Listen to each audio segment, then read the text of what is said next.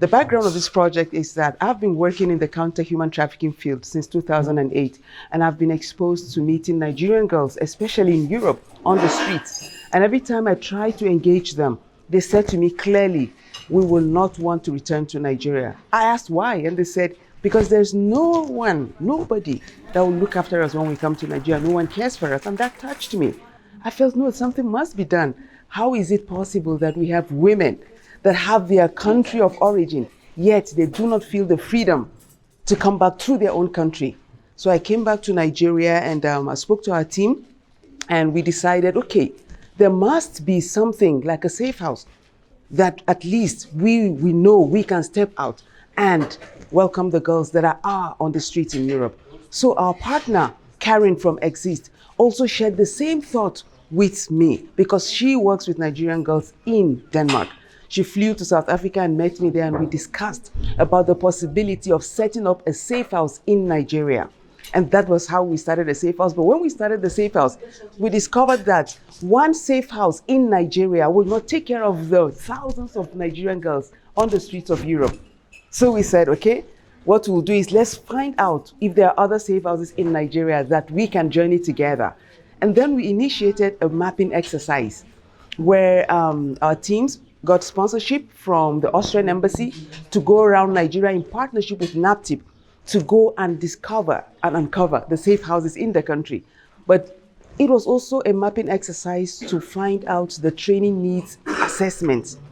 So they came back, did a report, and we saw that the need for capacity building was really, really crucial. This project is about 250 survivors, and they represent 10 safe houses.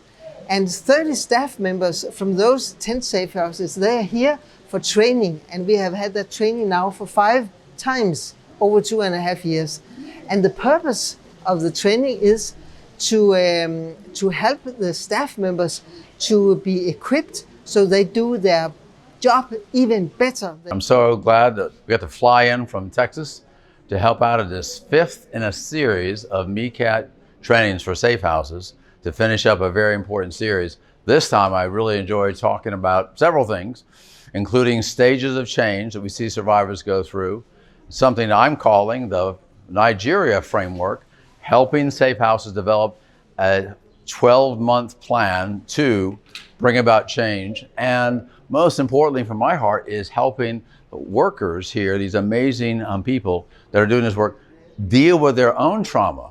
Because until they can deal with their trauma and get change and transformation, they can't be effective in bringing about trauma care, trauma counseling for the lives of the treasures in their homes.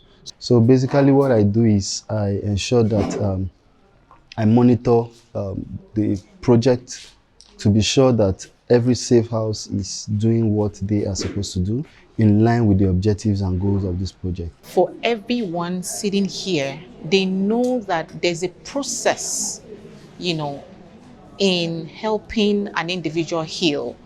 And going through the process, you need certain things to do that. And what are we talking about? The skills, the techniques, the approach, the goals, plans, and they all did extremely well today. So it just shows that from day one till date, they've been in touch and they've learned a lot and they can do more.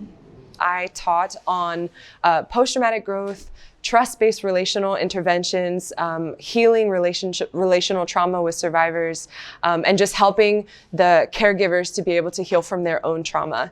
I think that these topics are going to make a huge difference in not only the lives of the survivors, but also in the lives of the caregivers, because as we heal through our own trauma, we're able to help others heal.